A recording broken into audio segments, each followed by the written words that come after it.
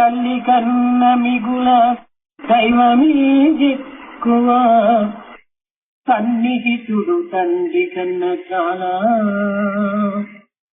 తల్లి కన్న మిగుల దైవమే ఎక్కువ, సన్నిహితుడు తండ్రి కన్న చాలా. ఇట్టి ఆత్మ వదల అప్పును పాపంబు,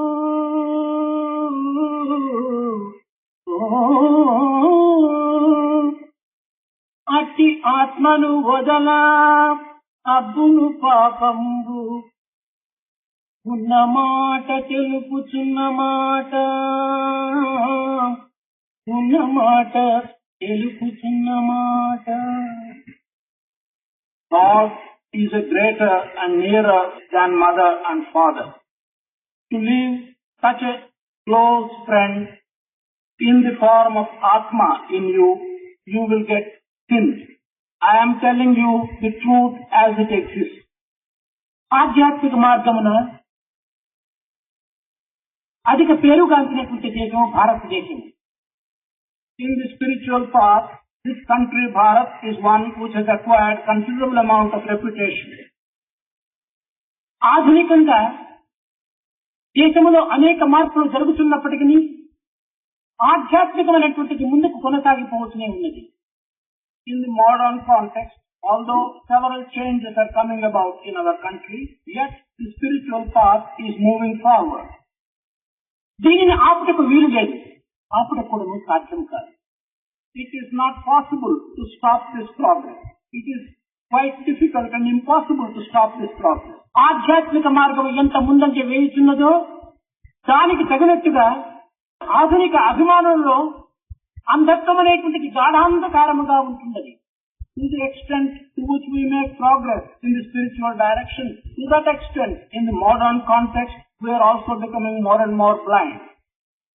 నిజముగా ఆధునిక యుగమునందు మానవత్వం అనగా ఏమిటో అర్థం చేసుకునే యొక్క వ్యర్థత్వంలో జీవిస్తున్నారు. Truly, in this modern age, people are living in a condition when they do not understand what is the human nature. మలమూత్ర దుర్గంధ మాంస రక్తములతో కూడినటువంటి యొక్క దేహమే మానవుడనని భ్రమిస్తున్నారు.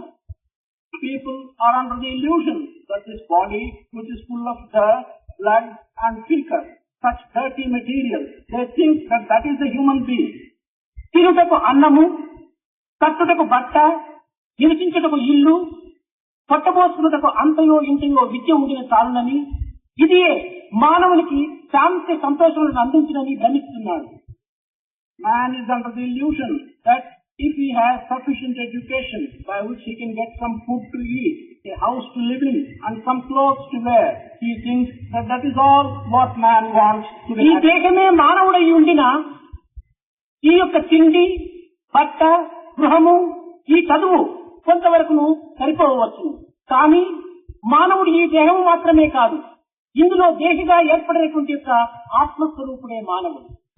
If truly man is identical with the human body, then to some extent to have sufficient food, sufficient clothing will be sufficient.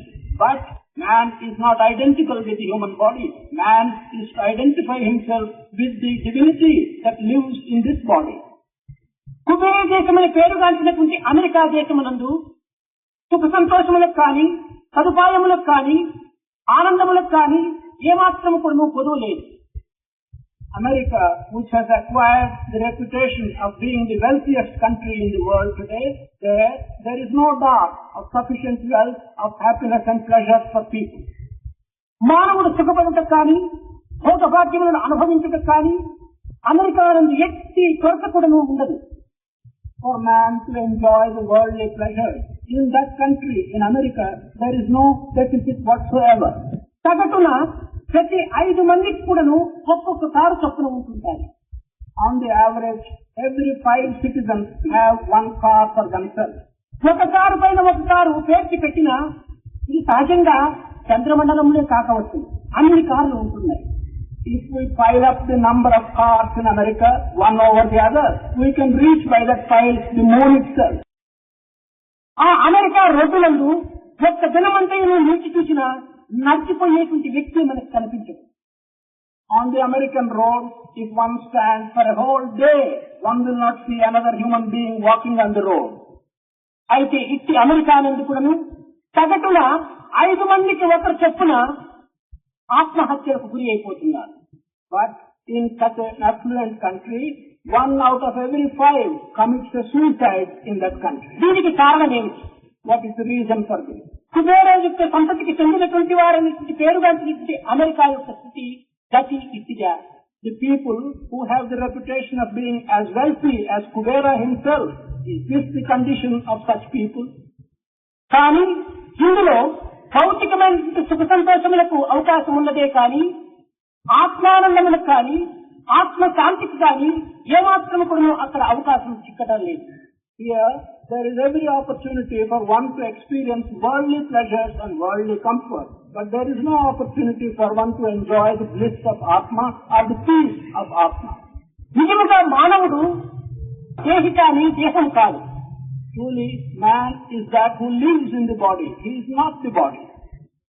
జీవుడు చిన్మయ స్వరూపుడు సహజంగా.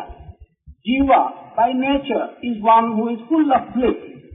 ఈ సహజ స్వరూపుడైనటువంటి యొక్క దేహి యొక్క సత్వములకు ఈ జీవత్వములకు సన్నిహిత సంబంధం కలదు.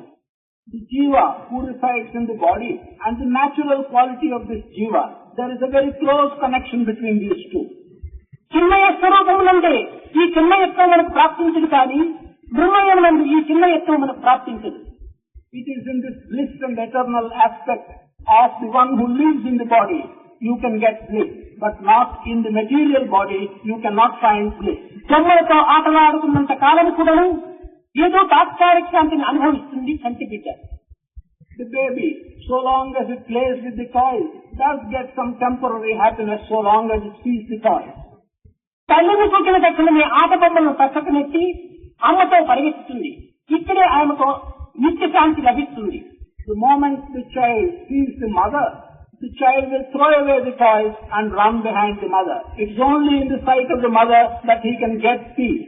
కనకనక వస్తు వాహనాదులు తాత్కాలికమైనటువంటి సుఖశాంతులను అందించవచ్చునే కానీ శాశ్వతమైనటువంటి యొక్క సుఖశాంతులను అందించడం ఆత్మ ద్వారానే లభిస్తుంది.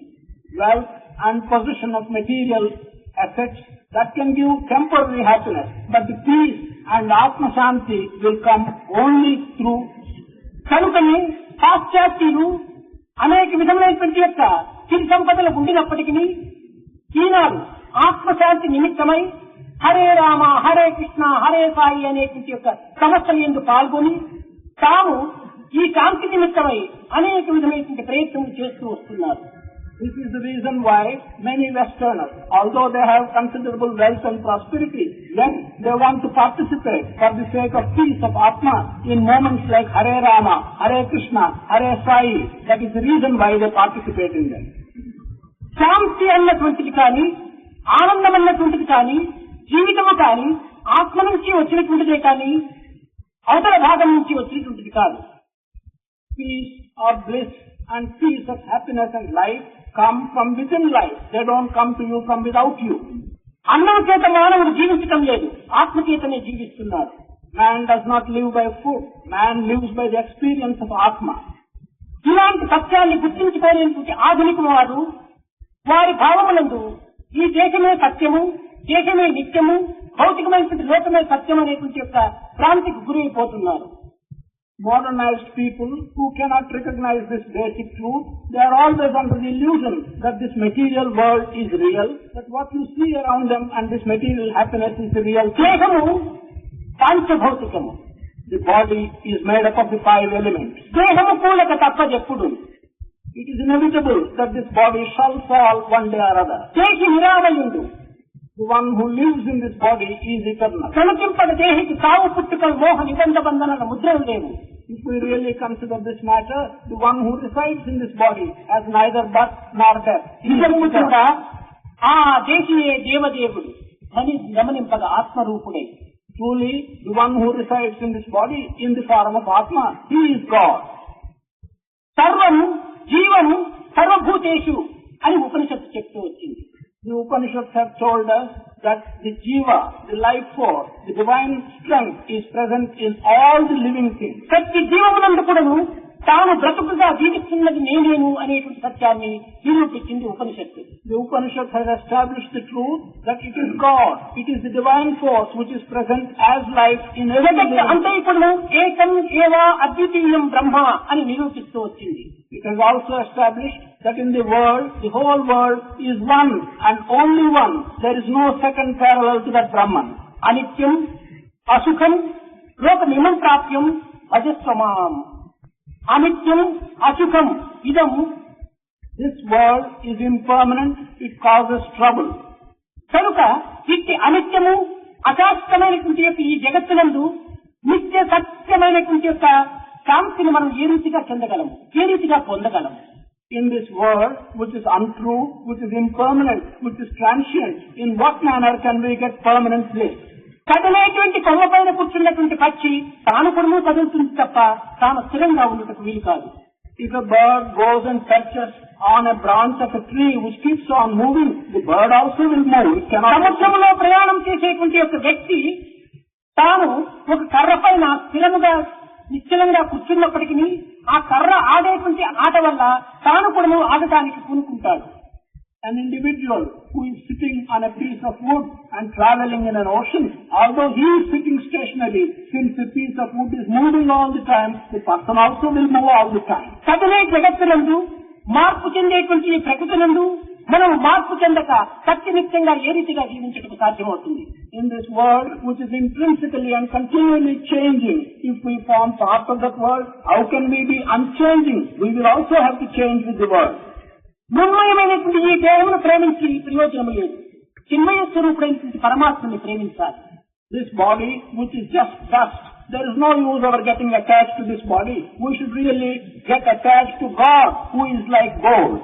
పరమాత్మని యొక్క ప్రేమనే మన యొక్క ప్రాణం. Our very life breath is God's love. అట్టి ప్రేమను మనం పొందే నిమిత్తమై మన యొక్క ప్రాణం ప్రాప్తించింది. We have got life in us for the sake of acquiring the grace and the love of the Lord. అట్టి లక్ష్య సిద్ధికి తగినటువంటి ప్రయత్నం చేయనటువంటి పుత్రుడు కాడని ప్రహ్లాదుని నిరూపించాడు. Prahlada has shown that any individual who does not make an attempt to earn the love of the Lord is not one's son at all. అట్టి పుత్రుడు మాతృదేశములకు మాతృదేవికి కేవలం దుఃఖం అందించేటువంటి వాడే అని నిరూపించాడు ప్రహ్లాదుడు. He has also shown that if a son does not follow the right path, that does not earn the grace of the Lord, such a son is no son for his mother. చేతులారంగా శివుని పూజించలేని, if with all the fullness of your hands you do not worship Shiva, నోరు నవ్వంగా Harikeerthi నుడవలేని, if with the fullness of your mouth you do not praise Hari, దైవ సత్యము తనలోన కనపడేని, if there is no kindness, compassion and truth in one, కలుగనేటికి తల్లుల కడుపు చేతి. what is the use of being born except to cause trouble to one's mother? కనుక మన యొక్క జీవితము దివ్యమైనటువంటి జీవితంగా మనము విశ్వసించాలి. We should give a shape and a form and believe in our life being divine. పవిత్రమైన మార్గమున ప్రవేశించాలి. We should enter a sacred path. మనము పుట్టినది తిరిగి పుట్టుక లేకుండా ఉండే నిమిత్తమై మనముగా చేసుకోవాలి. Having been born, we should do all that is necessary so that we may not be reborn. మనము చచ్చినది తిరిగి చావకుండా ఉండే నిమిత్తమై మనం చావాలి. When we meet our death, we should so meet it that we do not have to die a second time. ఇది నిజమైన మానవత్వం యొక్క రహస్యము. This is the true secret of man's life. కానీ ఈనాడు మానవత్వంలో ఎంతవరకు ఈ విజ్ఞాన శాస్త్రము పెరుగుతూ పోయినదో ప్రజల ఎందున్నటువంటి యొక్క శక్తి సామర్థ్యంలో అంత తరుగుతూ వస్తున్నాయి. But today, in human life, to the extent to which knowledge of science has grown, to that extent, the strength of man has become less and less. Science ఎంత అభివృద్ధి సాధిస్తున్నదో ప్రజల్లో ఉన్నటువంటి యొక్క సెన్స్ అంత దిగజారిపోతున్నది. To the extent to which science has progressed, the sense that is present in human beings has become less and less. కేవలం ఈ science అనేటువంటిది భౌతిక సుఖ సంతోషములను అందించవచ్చునే కానీ ఆత్మానందమును నోచుకునేటువంటి ప్రాప్తి దానికి లేదు. What we call science can give us happiness and material pleasure, but it is not entitled to give you any bliss of Atma. పూర్ణమిదం పూర్ణ ఉదస్థితి అని పూర్ణ స్వరూపము ఈ యొక్క science. The spirituality gives the form of what we may describe as the totality, as the Purna. కనుక ఇట్టి పూర్ణత్వంలో ఉన్నటువంటి యొక్క పూర్ణ జ్ఞానమును ప్రతి మానవుడు కూడా గుర్తించాలి. One has to recognize the total knowledge that is contained in this branch of spirituality. కనుకనే మానవ ఈ మూడక్షరంలో ఉన్నటువంటిది మా అనగా మాయా లేక అజ్ఞానము లేక ప్రకృతి తత్వము. The three letters, Manava, which signify man, we shall take letter by letter. Ma signifies here ignorance or darkness or lack of knowledge. మా అనగా ఇట్టి చీకటి, ఇట్టి అంధకారము, ఇట్టి అజ్ఞానము లేకుండా చేసుకోవటం. Na means getting rid of such ignorance and such darkness. వా అనగా వర్తించటము. ఈ విధమైనటువంటి యొక్క సక్రమమైనటువంటి యొక్క సత్య మార్గంలో వర్తించడమే మానవత్వం యొక్క సహజ అర్థం. Va means conduct yourself in that manner. So the meaning of the word Manava is to conduct yourself in a manner by which you will eliminate the darkness and ignorance in which you are. ఈనాడు మానవత్వం అనేటువంటి పదములకు ఏమాత్రం కూడాను సార్థకత లేకుండా చేసుకుంటున్నాం. But today this word Manava, which signifies man, human nature, there is no usefulness or fruitfulness of this word. అందువలననే ఈనాడు మన యొక్క భాష కూడాను మార్పు చెందుతూ వస్తున్నది. This is the reason why even our appearance is completely changing these days. మానీసి అని చెప్తూ వస్తున్నాం ఈనాడు. మానీసి We say Manishi for man. ఈ మానీసి అనేటువంటి మూడక్షరము తిప్పి మనం చదివినప్పుడు సినిమా మనుషులుగా మనం తయారైపోతున్నాం. When we read this word Manishi in the opposite way, it comes to cinema. We are turning ourselves into cinema. మన జీవితాన్నంతా కూడాను సినిమా జీవితంగా మనము లక్ష్యం గావించుకుంటున్నాం. We are wasting our life as if the life itself is a cinema life. నిజంగా మన సత్యాన్ని ఏమిటో మనం గుర్తించుకోలేకుండా వర్తిస్తున్నాం. Truly, we are conducting ourselves in a manner by which we do not recognize the truth as the basis of our ఇట్టి సత్య మార్గమును, ఇట్టి పవిత్రమైనటువంటి ధర్మ మార్గమును అవలంబింపజేసే నిమిత్తమై శ్రీమద్ భాగవతము, శ్రీమద్ రామాయణము, ఖురాను, బైబిలు ఈ విధమైనటువంటి పవిత్రమైన గ్రంథములంతా కూడాను మనకు ప్రబోధన గావిస్తూ వచ్చాయి. In order to enable us to follow the path of truth, to follow the path of dharma, these scriptural texts like Bhagavata, Ramayana, Quran, Bible, all these have been showing us the way to follow this path. మతములన్నీ చేరి మంచినే బోధించి all the religions will teach together only good. మతములన్నీ చేరి మంచినే బోధించి తెలిసి మెలుగవలను తిరిగి చూడ. One should conduct himself in a manner which is knowingly. మనసు మంచిదైనా మతమేది చెడ్డది వినుడు భారతీయ వీరసుతుడా. If one's mind and one's attitude are good, what is there that is bad in any religion? Listen to this truth, citizen of Bharat. కనుక మత భేదములు ఎందుకు కానీ, లేక కుల భేదములు ఎందుకు కానీ, లేక సంకర్షణ భేదములు ఎందుకు కానీ మనం ఏమాత్రం కూడాను భిన్నత్వమైన భావములను యువకులైనటువంటి వారు అభివృద్ధి గావించుకునేవారు. Young people should not promote differences relating to religion, differences relating to the sects or communities. ఈ విధమైనటువంటి సమత్వాన్ని గుర్తించే నిమిత్తమై ప్రహ్లాదుడు తన యొక్క మార్గమును ఆదర్శంగా యువకులకు బోధిస్తూ వచ్చాడు. In order that young people may recognize this necessity for this equality and equal mindedness, Prahlada was teaching his young companions. మరి సత్య స్వరూపము, సత్యమే మన యొక్క స్వభావము. We are the embodiment of truth. Truth is our nature. సర్వరూపధరం శాంతం, సర్వనామధరం శివం, సచ్చిదానంద స్వరూపం అద్వైతం, సత్యం శివం సుందరం.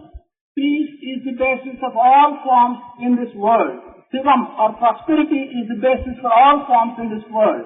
And Satyam, Shivam, Sundaram. These three constitute the very basis of human ఈ life. సత్యం శివం సుందరము ఇది ఒకదానిపైన ఒకటి ఆధారపడినటువంటి యొక్క అవినాభావ సంబంధ స్వరూపం.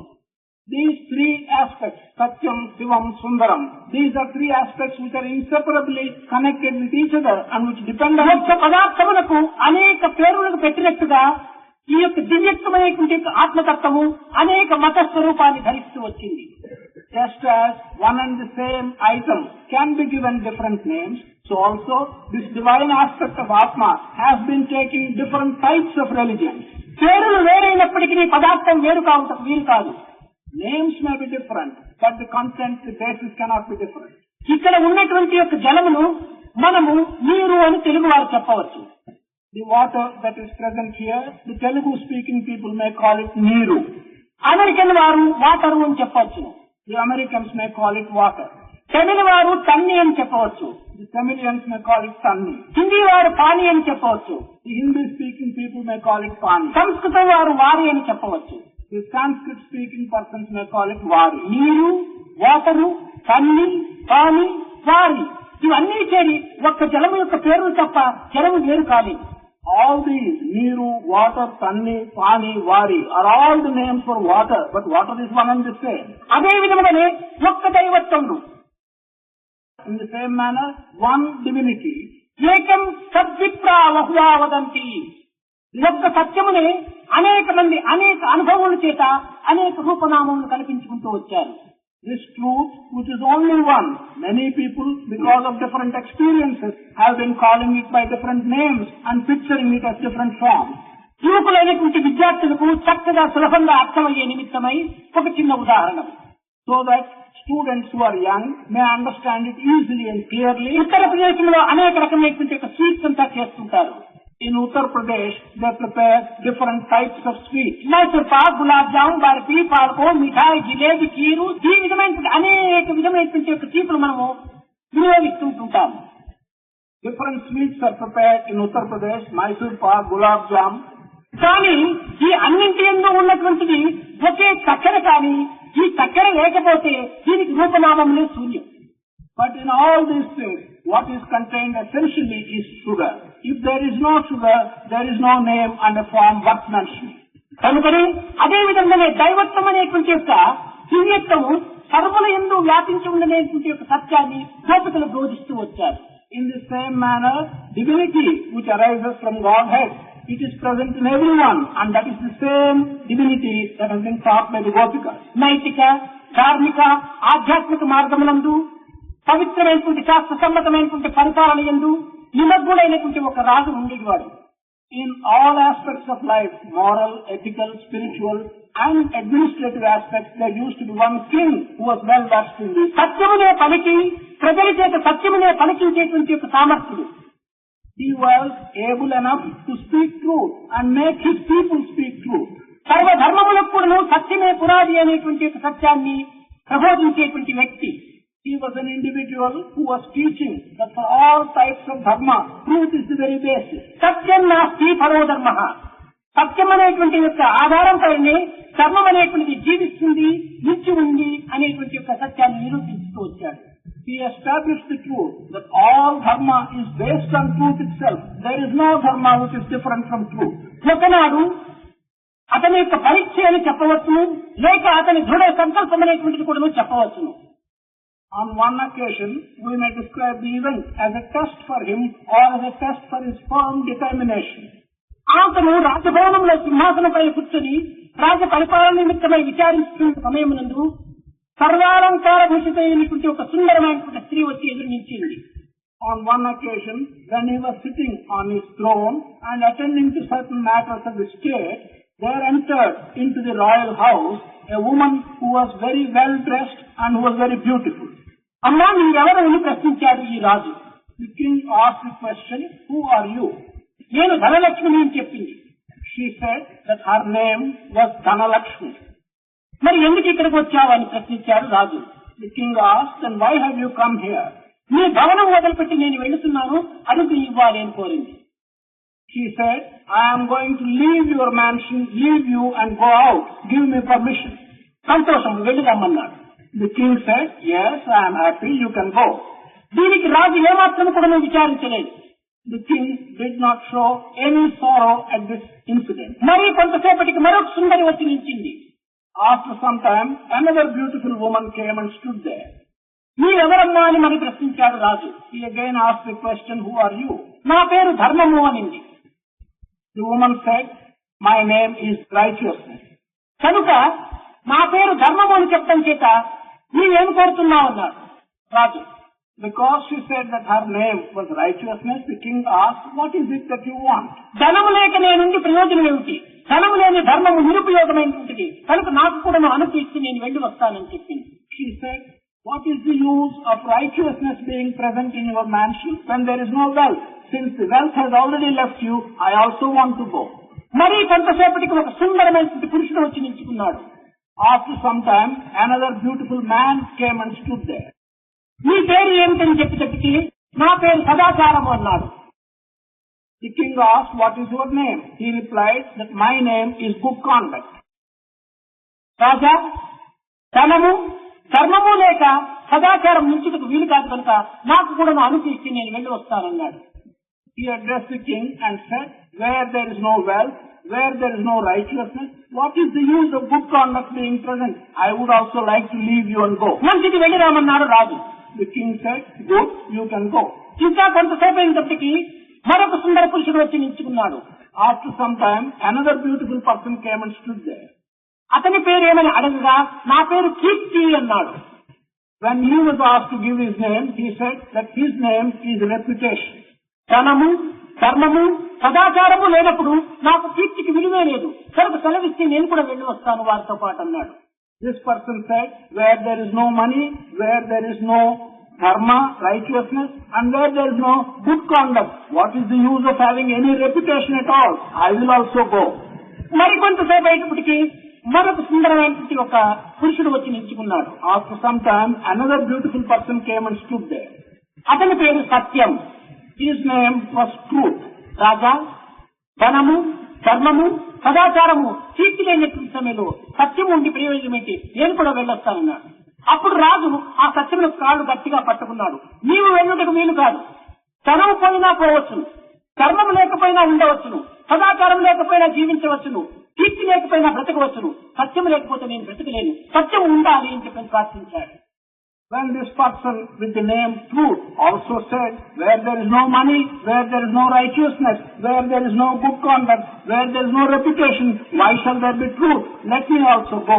The king at once said, one can live without money, one can live without being righteous, one can live without good conduct, one can live without reputation, but one cannot live without truth. So please stay and do not go. ఆ సత్యమే నా యొక్క ప్రాణము. He said, truth is my life. నా సత్యమే లేకపోతే నా జీవితం అనేటువంటిదే లేదు. If there is no truth, which is the very essence of my life, there will be no ఈ విధంగా రాజు సత్యాన్ని ప్రార్థించేటప్పటికీ సత్యం నిలిచింది భవనంలో.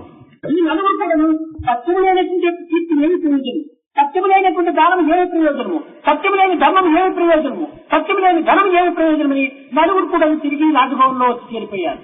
When the truth thus decided to stay on in the king's mansion, all the other four who were waiting outside the compound, they told themselves, what is the use of getting reputation without truth? What is the use of having money without truth? Why have righteousness without truth? So they all came back into the king's mansion along to stay. ఒక్క సత్యం ద్వారానే మనకు శాంతి ఆవేశమవుతుంది, శాంతి మనకు ప్రాప్తిస్తుంది. So it is only through truth, through the path of truth, that we can get peace. ఆ సత్యం అనేటువంటిది కేవలము భగవత్ ప్రేమ ద్వారానే మనకు లభిస్తుంది. This truth one can get only through God's love. విద్యార్థులారా, సత్యమైనటువంటి జీవితాన్ని, ప్రేమమయమైనటువంటి యొక్క నడవడికలను మనం అలవర్చుకోవాలి. Students, we should try and acquire a life which is full of truth and a life which is full of love. నిజంగా మనము స్వార్థరహితమైనటువంటి యొక్క ప్రేమను మనం అభివృద్ధిగా ఉంచుకోవాలి. We should really promote in ourselves love which is selfless. జీవితం అనేటువంటిది కేవలం క్షణభంగురమైనటువంటిది. Life is a very transient one. ఉన్న ఈ స్వల్ప కాలమునందు మాత్రమే మనం సత్శక్తిని ఆర్జించడానికి తగిన సత్కర్మలు ఆచరించాలి. In the short time which we have during our life, we must try and earn good reputation. కేవలం విద్యాభ్యాసం సాధిస్తూ విద్యార్థులమని పేరు పెట్టుకుని విద్యకు విరుద్ధమైనటువంటి మార్గములు అవలంబించడము విద్యార్థుల యొక్క లక్షణము కాలేదు. Calling yourself students and spending your time in learning and acquiring knowledge to behave in a manner which is not worthy of being a student is not right. విద్యార్థులు దీర్ఘ ప్రయాణం సరిపోయేటువంటి యొక్క వ్యక్తులు. The students are such that they will have to perform a long journey. ఇలాంటి దీర్ఘ ప్రయాణం సరిపోయేటువంటి యొక్క విద్యార్థులు ఎందు సహనము, ప్రేమ, శాంతము, దివ్యత్వము, పవిత్రత ఈ విధమైనటువంటి యొక్క శీలముతో కూడినటువంటి యొక్క విద్యార్థులుగా రూపొందాలి. The students who have to perform such a long journey should develop characters like forbearance, like love, peace and sacredness in themselves. విద్యార్థులారా, మన యొక్క జీవమే ఈ యొక్క జీవితం అనేటువంటి వృక్షం లోపల అనేక రకమైనటువంటి కొమ్మలు, రెమ్మలు, కాయలు, పుష్పములు చేరి ఉంటున్నాయి. Students, In this body of ours, which is the tree of life, there are several branches, fruits, leaves and so on. మన జీవితం అనేటువంటి వృక్షములకు మన బంధుమిత్రులే దీనికి కొమ్మలు రెమ్మలు. To our tree of life, our relations and our friends are the branches and the leaves. మన యొక్క భావములే ఇందులో పుష్పములు. Our ideas and thoughts are the fruits on this tree of life. మన విశ్వాసములే దీనికి roots. Our belief and faith constitute the roots for this tree. మన యొక్క ఆనందమే దీనిలోని ఫలము. Our bliss is the fruit on this tree. ఈ యొక్క ఆనందం అనేటువంటి ఫలము లోపల క్యారెక్టర్ అనేటువంటిది sweet juice. In this fruit of bliss, it is the character which one has is the sweet juice of this fruit. క్రింద రూట్స్ పైన fruits లేకపోతే ఇది ఫైర్ వుడ్ అయిపోతుంది. If the roots do not exist below the tree and the fruits do not exist on the tree, it simply becomes the firewood. కనుక మన character అనేటువంటి ఒక fruit ఉండాలి, ఆత్మవిశ్వాసం అనేటువంటి రూట్ ఉండాలి. అప్పుడే మనకు జీవిత వృక్షం అనేటువంటిది చల్లగా అన్ని విధాల పరోపకారమైనటువంటి రీతి కింద ఉపయోగం అవుతుంది. Thus, for the tree of our life, there should be the fruit in the form of good character. There should be roots in the form of our belief and faith. Then only our life will become peaceful and cool. సగుణ సత్యమైనటువంటి సారాగతులైనటువంటి యొక్క సగుణోపాయములకు ఉపయోగించుకున్నటువంటి యొక్క చిత్తములు గోపికలవి. The minds and attitudes of the Gopikas were such that they were all the time using them for the purpose of శుద్ధ సాత్వికమైనటువంటి యొక్క నిరాకార తత్వాన్ని నిరూపించినటువంటిది ప్రహ్లాదునిది.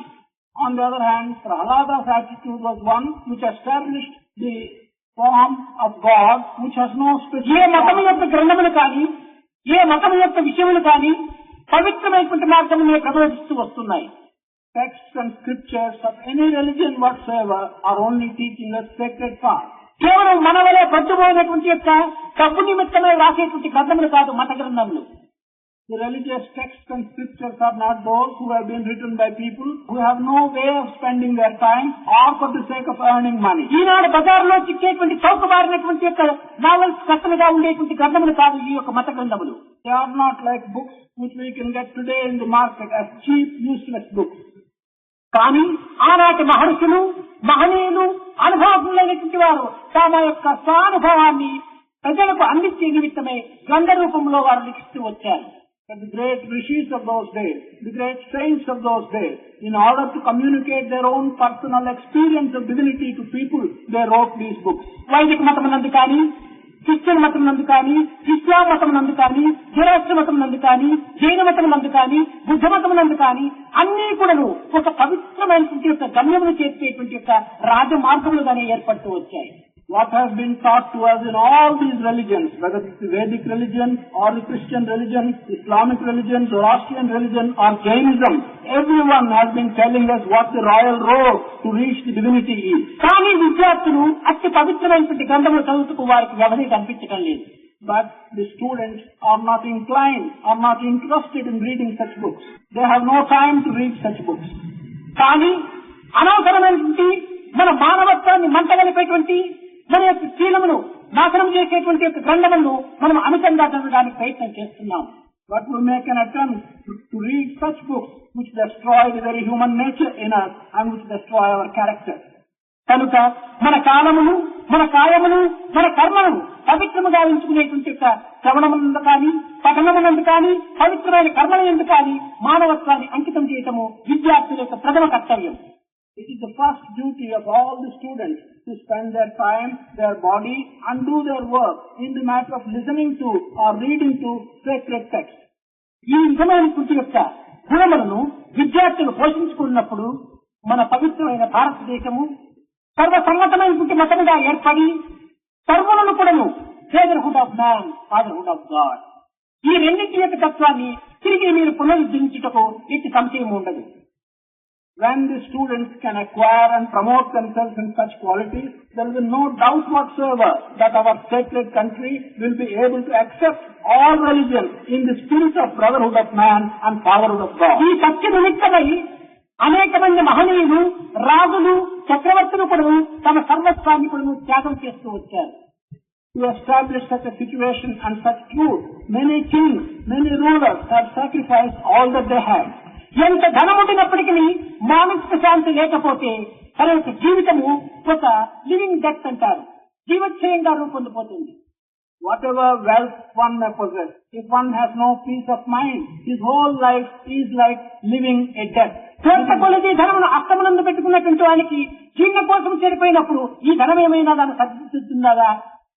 One may have millions of rupees in his hand, but if his health, his digestion is not good, what is the use of all this wealth in his hand? పెద్ద పదవిలో ఉన్నటువంటి వానికి ఒక cancer జాబే వచ్చింది, ఒక జబ్బే వచ్చిందంటే ఆ యొక్క పదవి ఏమైనా కూడా ఆ జబ్బును నివారణ చేయగలుగుతుందా? When one individual is occupying a very high position, if he is afflicted with the disease of cancer, is this position going to help him to కాదు. దైవానుగ్రహమే ప్రధానమైనప్పటికీ దైవ ప్రేమకు మనం గురి అయినప్పుడు సర్వము కూడాను మనకు సులభంగా లభించిపోతుంది. No, not at all. It's only when you can earn the grace of God and earn the love of God will you be able to achieve anything. Tyagaraju కూడా చెప్పాడు, రామ నీ అనుగ్రహ బలం ఒక్కటి ఉంటే చాలు సర్వగ్రహములు కూడా నా హస్తగతమైపోతాయన్నాడు. Tyagaraja said, Rama, if I have the grace of you, then all other grahas will simply be under my control. కనుక మనం అనుగ్రహమైనటువంటి దానికి మనము కొంతవరకు అర్హులు కావడానికి తగినటువంటి సత్కర్మను మనం ఆచరించాలి. We should do such good work by which we will entitle ourselves for the grace of God. ఈ విధమైనటువంటి పవిత్రమైనటువంటి ప్రవర్తన లోపల మానవుడు కొంతవరకు జీవితాన్ని గడపడం చేత దివ్యత్వమైనటువంటి ఆత్మతత్వాన్ని ఆదర్శవంతమైనటువంటి రీతిగా మనం లోకానికి నిరూపించడానికి ఎట్టి సంశయము ఉండదు. If man can spend part of his time and his life in such sacred conduct, there is no doubt whatsoever by which we can demonstrate to the other people the sacredness of divinity.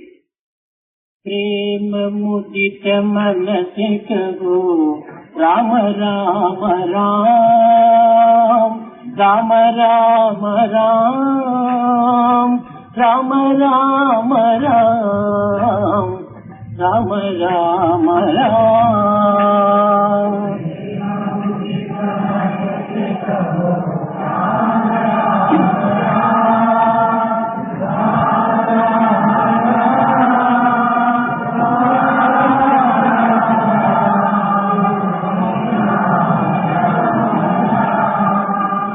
प्रेम मुदित मन से कहो राम राम राम राम राम राम राम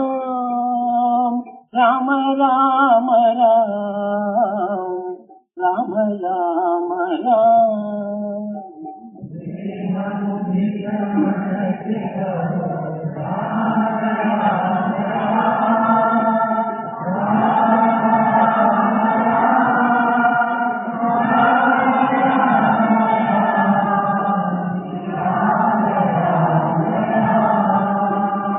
पाप कटे दुख मिटे लेत राम नाम पाप कटे दुख मिटे लेत राम नाम पाप कटे दुख मिटे लेत राम नाम पाप कटे दुख मिटे लेत राम भव समुद्र सुखद नाव एक राम नाम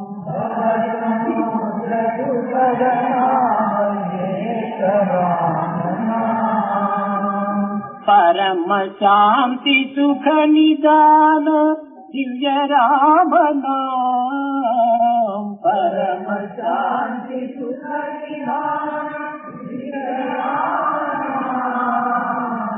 निराधार को आधार एक राम नाम निराधार को आधार एक राम नाम परम गोप्य परम दिव्य मंत्र राम नाम परम गोप्य परम दिव्य